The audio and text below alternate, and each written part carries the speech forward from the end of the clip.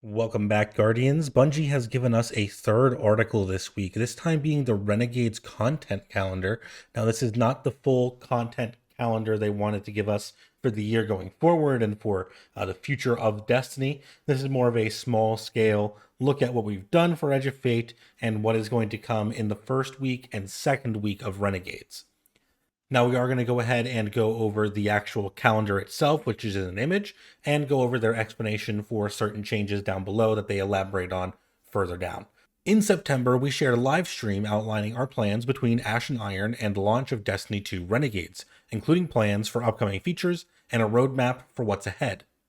Since then, we've implemented many changes based on player feedback from Edge of Fate and leading into Renegades. As we continue to act on your feedback, we're taking additional time to craft our long-term strategy for the future of Destiny before we share a full state of the game and multi-year roadmap next year. In the short term, we want to provide a preview of the changes coming to Destiny 2 with Renegades and update 9.5.0.1 that goes live the week after launch.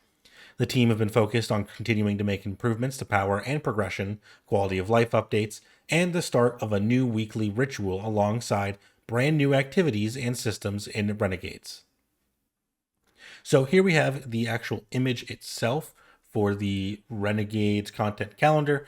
You'll see that there is a past section for things that happened during Edge of Fate, which is things like portal power increases and progression improvements and tier 5 drop rates, things like that, as well as a catch-up chest. So going into Renegades, at launch, this is week 1, 12.2, we're going to get update 9.5.0. In that, we're going to get the Renegades campaign, the Lawless Frontier activity, which is the PvPvE mode that we have seen them advertise, kind of like the replacement for Gambit, or some people have been saying their extraction shooter mode, quote unquote. We're going to get the exotic mission.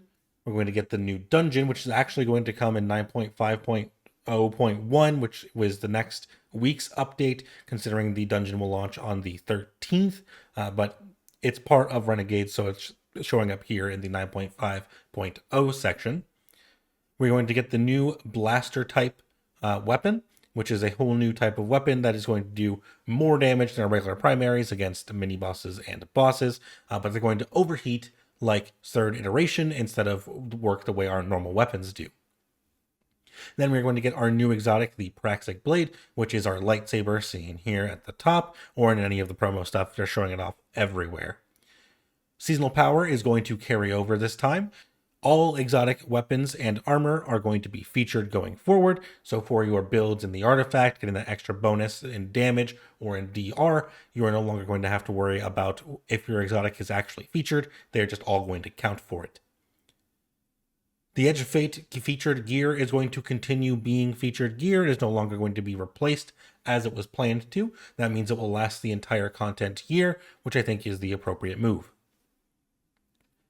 We are also going to get a vault space increase of 300 slots, which is a very big improvement and one of the biggest I've seen since I've played the game. We may have gotten like 300 or 400 in Beyond Light or Shadowkeep or somewhere around then, but I think 300 is like a very big jump for us. We are also getting alongside that vault space sorting improvements. This is going to be filtering, and they have a preview of that down below. I think you guys are going to find that very interesting. Universal exotic armor ornaments are coming, which means your exotic armor in PvE is going to be transmoggable with any of your ornaments that you have. We're going to see a little bit more of that down below. It is not going to affect PvP from what we've seen, but just so you are aware, that is something that's coming, and I never thought we'd see that happen. There is going to be returning player bonuses and rewards, and for people who did not play, they previewed this in one of the TWIDs earlier, which is that you're going to get like an XP bonus and provide benefits to your teammates if you didn't hit a certain level in this season or play a certain amount of hours. Then we are going to have the 300 power catch-up, which moves from the chest to just being a mechanic that whenever you get a drop, it will drop at least 300. So anybody who is returning will start off at 300 power for this expansion. For the portal, we are getting a couple of additions to the activities. We'll be getting a new solo ops playlist, which is going to be Typhon Imperator. Fireteam Ops is getting Sunless Cell back. The new arena ops is going to be 6-player activities, and my assumption is we're going to see things like the Wellspring offensives, as well as the Dares of Eternity in here, probably. Then Pinnacle Ops is going to get Return of Vox Obscura and Derealize. So if you want to get your hands on Barodiad, it is going to be back in the game. Among other things that they are going to be adding to the portal, assumedly at least one new thing will come from Renegades or its campaign. Portal rewards and cosmetics are going to be refreshed, so all the weapons and armor that drop from the portal activities are going to be cycled in and out. So this will be your solo, fire team, and arena ops, crucible ops, pinnacle ops, and trials weapons. And then we are going to get the order system they previewed before, which is going to be replacing our bounty system in that daily, weekly set of challenges in the portal. In 9.5.0.1, which is the update the week following the launch of Renegades, we are going to see the activation of our weekly rituals Vanguard Alerts playlist, which they previewed today in the TWID. This is basically a playlist of preset activities, similar to how GMs used to work, for a variety of different things. So we're going to get the Vanguard Alert playlist, which is 3-player fire team activities. These will be set for the week. Then there's going to be the Grandmaster Vanguard Alert, which is basically old GMs. It's going to be set for the week, one activity, one set of rules, very powerful rewards if you can clear it, and it's supposed to be harder than our current GM difficulty content. Crucible is going to be in here. I don't think there's going to be a change to the actual mode, but it will count for the rewards for this system. And then Arena Ops is going to be that 6-player activities that we've talked about earlier. They will also be a part of this weekly ritual playlist. Then throughout the rest of Renegades, they're going to continue doing their weekly things that they have been doing to spice up the portal. These are things like Sword Week, the Foundry Weapon Sponsorship, which is going to be Tex Mechanica, the Dawning when it arrives. Arms Week will be for bows this time. Iron Banner is going to come back. Heavy Metal will come back. We're going to get a mid-season call to arms, which who knows what that's actually going to entail, considering this current call to arms, one of its main appeal is doing this now to get Renegades gear. Don't know what we're going to be getting in the mid-season one. Maybe some Shadow and Law, whatever that late mid-year expansion is supposed to be, or seasonal update it will be. And then surges, reward boosts, and more, which can be expected. They've been doing pretty consistently throughout the Edge of Fate as well. So let's go back to the article now. Let's go to where we've been and where we're going. As we prepare for Destiny 2 Update 9.5.0 in December, we'd like to take a moment to reflect on some learnings from Destiny 2 Update 9.0.0 and 9.1.0 before shifting focus to our new upcoming content. Starting with the Edge of Fate, with Edge of Fate, we presented a different vision for the future of Destiny 2's core game. One intended to refocus our releases and player call to action on a familiar but deeper pursuit of power and ascending to higher tiers of gear across a wider range of activities, supporting customizable challenge and consumer rewards. Very quickly, the feedback made it clear that this was the wrong path for Destiny. Even if our execution had been perfect, and we see plainly that it was not, it is clear that grinding power will never be a substitute for earning a trophy. Climbing through throwaway tiers en route to the gear that you want to build around isn't aspirational, and the portal itself surrenders too much of Destiny's feeling of place and exploration. These lessons, and many others besides them, have been taken to heart by our team over the last 3 months.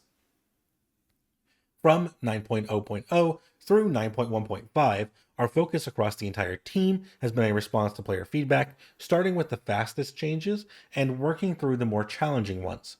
Our focus was on faster, better rewards, more player agency and activity choice, and removing barriers to playing with friends. Going into Renegades, a focus on quality of life and rewards. In Update 9.5.0 and 9.5.0.1, we have continued to apply lessons learned to Renegades in the core game. Some of these changes address longer-term feedback items, while others are a continued iteration on feedback items from the Edge of Fate. So as they said, the portal itself didn't succeed. I've been saying since that video about the Edge of Fate failing Destiny, the portal kind of killed actually grinding for high-tier stuff. It didn't reward you for being good at the game. It was just a commitment of time, and there was nothing else to it than that. You couldn't play the expansion. You couldn't do the new content. You had to go play old stuff just to go ahead and even start grinding tier 5s which is what people really wanted. So, they're aware of that being a problem, and they are going to address some of those things. Now, for a preview of some of the things coming in Renegades is where we're going into next. Wider access to power progression, especially in expansion content, players will be able to reach the power cap directly through Renegades activities if they wish.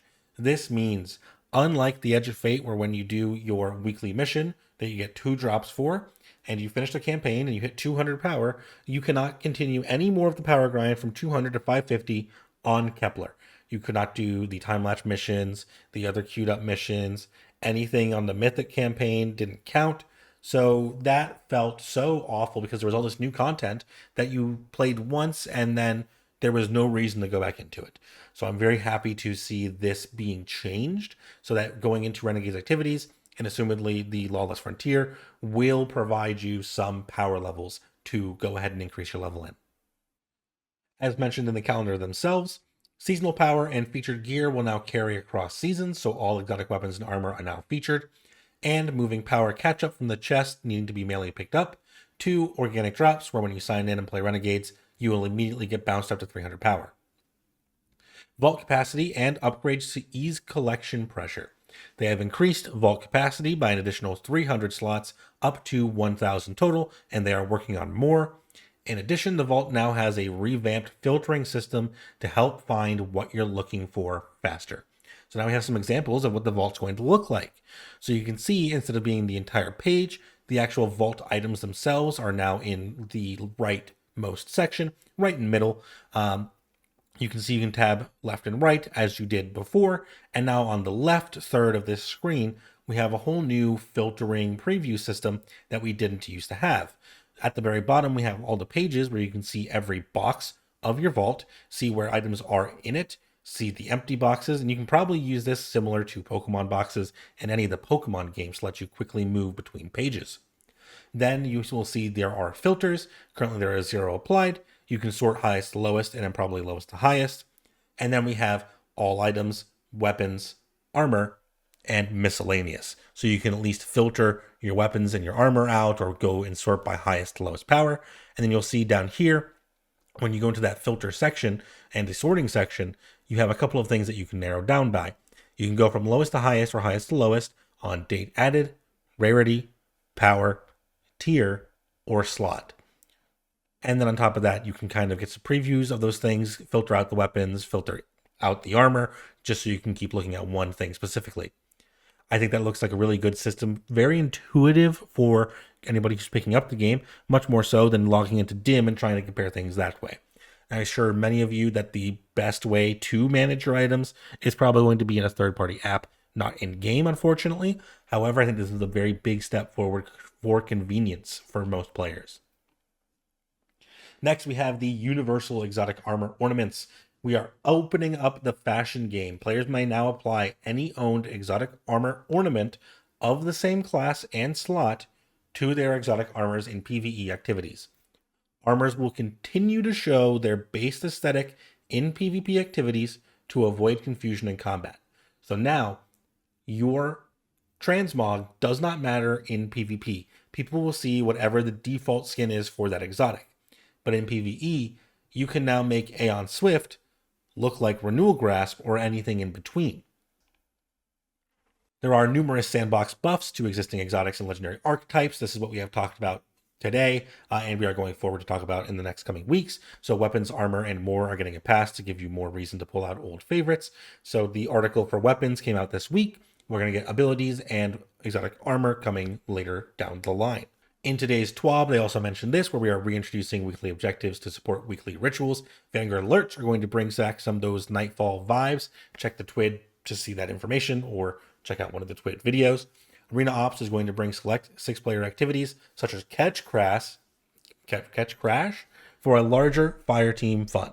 So Catch Crash, I actually did not read that earlier or see that in the examples, but now we know Catch Crash is coming back. So any other 6-player seasonal activities that I can't think of off the top of my head have a chance of coming back. You're going to see this is what the pages look like. If you looked at the TWAB today, this is pretty similar. This is the Vanguard alerts here. You'll see the quick play for Vanguard alerts, which is your 3 players. Your Arena Vanguard alerts, which is the 6 players. PvP, the raid, and then the Grandmaster for the week. Down here, we have the Vanguard orders, which is replacing our kind of daily, weekly bounty whole system there. This is where you'll come in, you'll do those dailies, those weeklies, you'll get your progress, and then on the left side, you have more generalized orders that you can opt into to then get legendary orders and exotic orders for unique and interesting drops. Who knows how the system's going to actually feel after a certain amount of time, but it looks like a much more interesting way of engaging with the bounty system. Here is a preview of the Arena Ops screen. So as you can see, we do have Catch Crash here. We have Nightmare Containment is back, baby. Oh boy. And Astral Alignment is a crazy one. I never thought I'd see Astral Alignment come back, but there it is. I guess if you didn't know, Catch Crash is Season of Plunder. Nightmare Containment was Season of the Haunted. And Astral Alignment was Season of the Lost. New legendary weapons and armor sets are going to be earned across the portal, so alongside new looks to earn in Renegades content, they're adding multiple themed sets to expand upon your cosmetic chase. We do have a little bit of a calendar here for some upcoming events in Destiny 2. The Dawning will be back in December. Based on player feedback, we are returning to a 3-week duration for the longer seasonal events. Like that, I thought the Halloween event was much better as a 3-week compared to the 2 weeks of things like Guardian games were. Arms Week is coming in January, and our rotation of featured weapons continues with our next Arms Week focus on bows, complete with new limited time weapon mods. Honestly, I haven't played with it since the hand cannon one. Been really hard sell, waiting for those to come by to do some of those activities. In March, we are getting Guardian games, the return of our yearly class competition with updates to rewards and theming. Then in April, mid-season, we're going to get Call to Arms. They are in the midst of planning the mid-season one for Renegades. Don't know what that's going to drop just yet. Iron Banner will be coming back at some point, as well as Heavy Metal. Sprinkled throughout these months will be general portal modifiers like Weapon Foundry sponsorships to juice up some gear in your arsenal, or heavy surges to increase your time with rockets and machine guns. Note some time frames may be subject to change. Keep an eye out for future TWIDs and announcements. Eyes up, Guardian. Since Destiny launched over 10 years ago, it has always been a living, reactive world. Through our successes and failures, we are grateful for the opportunities to explore different paths, learn from them, and with that clarity, build an inspiring new vision with and for our players. As we work on our plans and communications to address your feedback, thank you for being on this journey with us as we reshape our strategy for the long-term future of the Destiny franchise. So, that is our kind of big update in terms of calendar. They are working on it, and it's not going to be out until 2026. Now, that could be as early as January, or it could be even later into that March-April timeframe. I think any later than that, and they are going to be very far beyond even delaying that next expansion that is supposed to come in June-July timeframe. I think in general, most of this stuff is not new. We knew most of these things were coming over, like the barriers or the blasters, the Praxic Blade, the dungeon. Obviously, most of that's coming. The Renegades campaign was obviously going to be there. But some of these changes are pretty nice. The vault increase is great. And instead of another 100, we are getting 300, which could have been useful a little bit earlier. But better late than never to have that. The filtering system is going to be great for staying in game instead of having to go ahead and open up a different app or open up a web page to get into. The transmog is really cool, and I'm excited to see what people can get away with. The weekly challenges are coming back. I'm excited to see those be extended to legacy content. I would like to see raids and dungeons be reintroduced into the Rotator Desert to get some of these extra bonuses on XP or some weapon drops or at least power. And I think that is wrapping it up for today. Let me know what you think of this article, guys. I think we're in for a small trait for Renegades. I can't say for sure if it's going to be enough to really sway the entire game, but we are at least on the right track to amending many of the problems that I had with Edge of Fate. I will see you guys again very, very soon.